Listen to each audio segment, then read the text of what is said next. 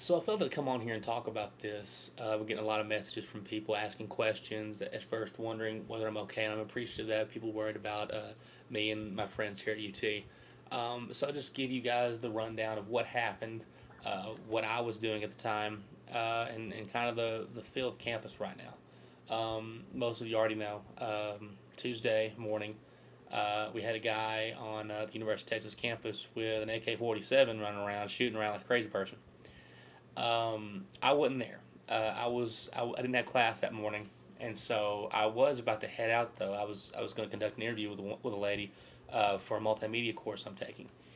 And right before I left, I received a text from the University of Texas, one of the alert systems, saying there was a gunman on campus.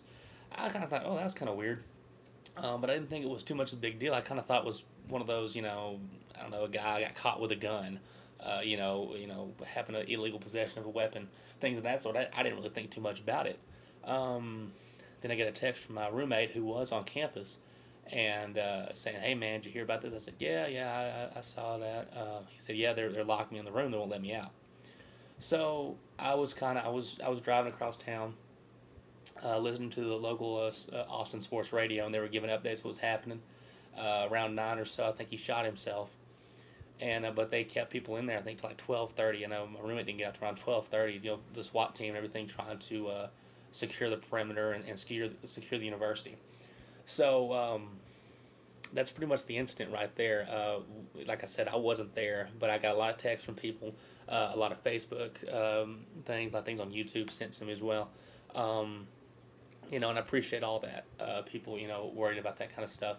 And thankfully, nobody was hurt except the kid who did this, and it was a kid. It was a 19-year-old named Colton Tooley. He was a math major here. I think he was a sophomore. And you have it, and we're still not sure why he did it and what happened.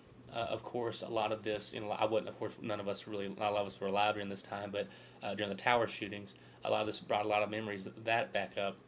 But really, this guy who did this, I think it's pretty clear his intentions weren't to hurt anybody.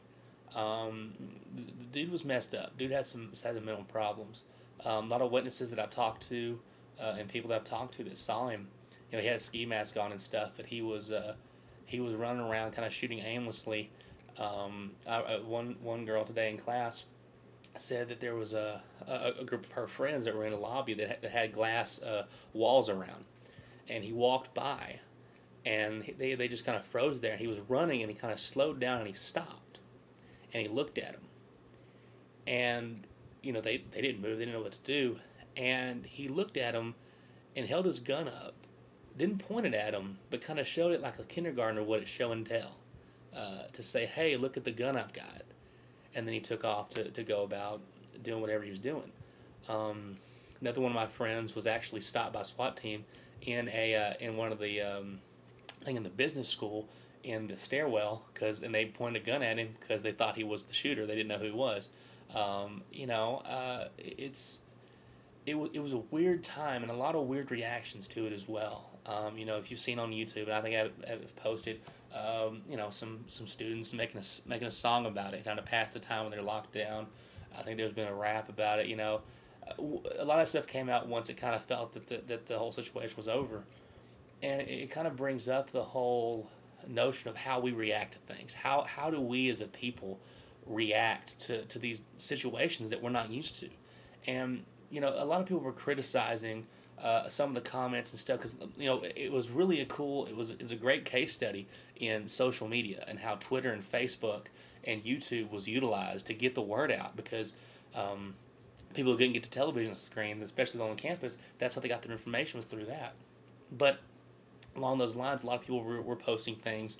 One of the common jokes was, "There's a gunman on campus. I was pissed about the loss too," referring to the UCLA beating us on Saturday. That's received a lot of criticism, and I understand that as well.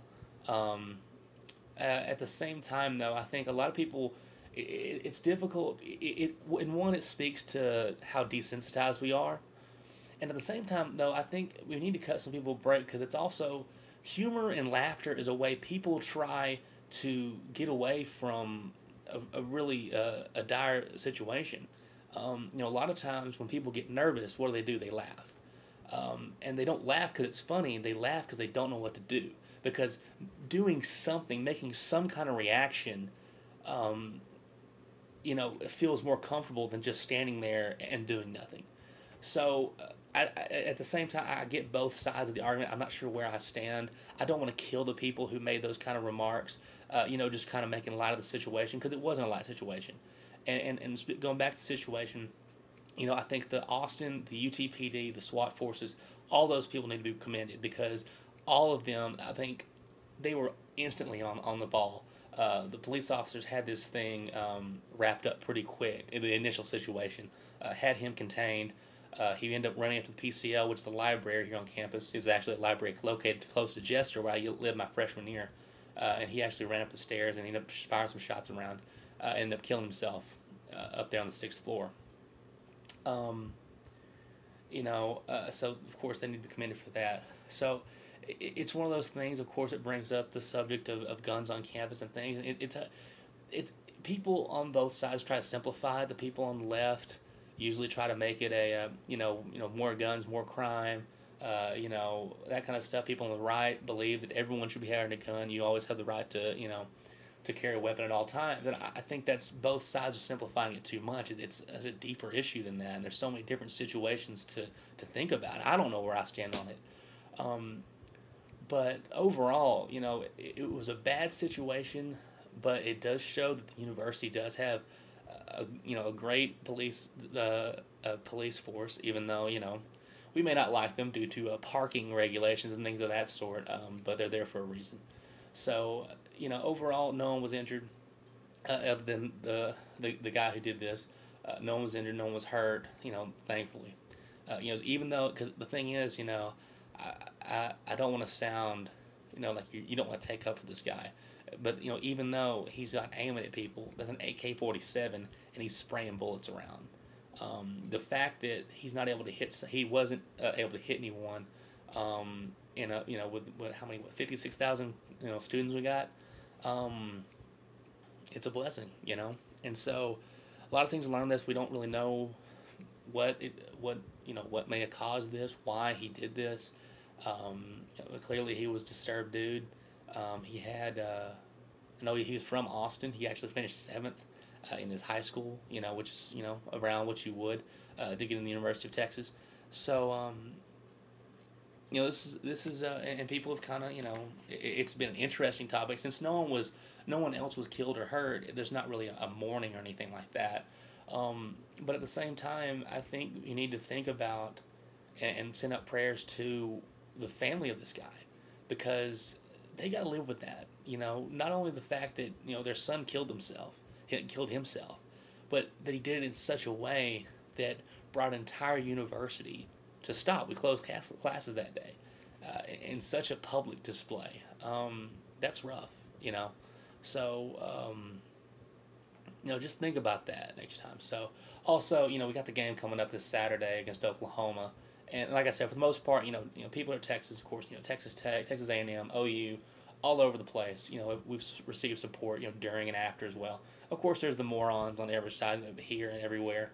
I'm bringing this up because I don't want this used to bash Oklahoma or anything like that. I think there was a freshman wide receiver named Jazz Reynolds or something like that.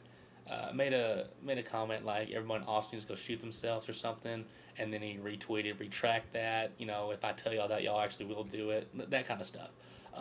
This guy, he's been suspended from the team for academic issues already. He's not even he wasn't gonna play this week anyways. He's gonna be kicked off the team no matter what. He didn't have a catch all year. This is a guy who doesn't matter to that football team. And he doesn't represent that university. So, of all the trash talk that's going to go on this week between Texas and Oklahoma, let's not make this part of it. I don't think anyone here will, but I'm mostly typing to the typers, the faceless ones, who kind of say whatever they want because they're not accountable for it. And let's not even dignify that stuff with a response. So, I'm okay. My friends are okay. Everyone else on campus is okay.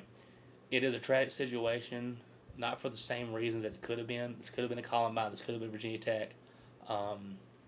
But it is because there was someone who at some point needed some kind of help, and he didn't get it. And I'm not giving this guy excuses because, to go grab an AK-47, however how he got it and run around with it, there's no excuse for that. But a 19-year-old did lose his life, a family lost a son, and it happened at my university. So this is something I'm going to remember for a while. Once again, thankful it didn't turn out as bad as it could have been. So support everybody, and hey, everybody here at the University of Texas, we're still ticking, we're still kicking. So see you guys on Saturday in Dallas. I'll make some more videos about the game coming up. But for everybody here in Austin, hook 'em horns and keep going. See you guys later.